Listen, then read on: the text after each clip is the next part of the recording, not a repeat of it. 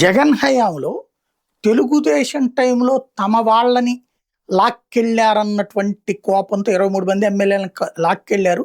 Intelligence అధికారిగా ఉన్న AB Venkateswararao blackmail చేసి అప్పుడు వచ్చినటువంటి పెగాసస్ సాఫ్ట్వేర్ని అడ్డుపెట్టి తమ వాళ్ళ ఫోన్ కన్వర్సేషన్స్ తీసుకుని వ్యక్తిగత విషయాలు అడ్డుపెట్టి బెదిరించి పార్టీలు మారేలా చేశారు అన్నటువంటిది ఏబి వెంకటేశ్వరరావు గారి మీద ఉన్న కోపం జగన్కి. ఆయనకున్న ఫీడ్బ్యాక్ అది. దాంతో ఎందుకంటే వెళ్ళిన ఎమ్మెల్యేలు వెళ్ళని కొంతమంది ఆయన మాతో ఫోన్లో మాట్లాడారు, బాబు గారు లోకేష్ గారు కాదు అని తేల్చి చెప్పడంతో జగన్కి వచ్చిన కోపం.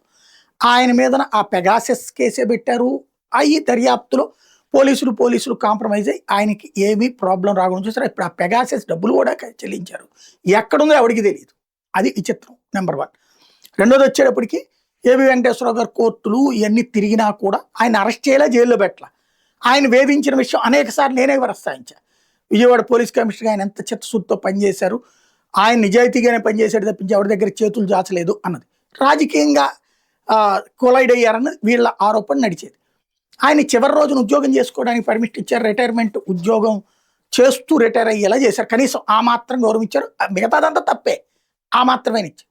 వీళ్ళు 100 మంది అధికారులను వేధిస్తున్నారు. ఆనాడి తప్పని చెప్పి ఈనాడు అరాచకమే చేస్తున్నారు. మన సునీల్ కుమార్ లాంటి వాడిని రిటైర్మెంట్ దారుణంగా అవమానకరంగా చేశారు.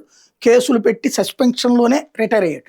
ఇప్పుడు అదేవిధంగా తాజాగా పిఎస్ఆర్ ఆంజనేయుల్ని అదేవిధం.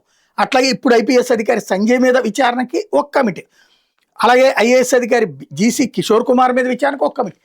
వైసీపీ టైంలో పవర్ఫుల్గా పనిచేసినటువంటి ప్రతి అధికారిని ఏడిపించాలి, హింసించాలి, వేధించాలి. అంటే ఎలాగ చెయ్యాలో వీళ్ళు నేర్పుతున్నారు. రేపు జగన్ వస్తే ఇప్పుడు పనిచేస్తున్న అధికారులందరూ రేపు అదే అవుతుంది. అంటే ఇక అధికారులు రాత్రి పగలు కష్టపడే ఐఏఎస్లు ఐపీఎస్లు అయిన వాళ్ళు అందరూ మూకుమ్మడిగా తిరగబడకపోతే భవిష్యత్తులో దొంగలుగా, దోషులుగా, నిందితులుగా జైళ్ళకి వెళ్ళే కర్మ వాళ్ళకి పడుతుంది అన్నటువంటిది ఇంకా అర్థం కాకపోతే రాజకీయ కోణంలో అధికారులు కూడా చూసుకుంటే వాళ్ళ కర్మనాల, వాళ్ళ అదృష్టమనాల వాళ్ళ ఇష్టం.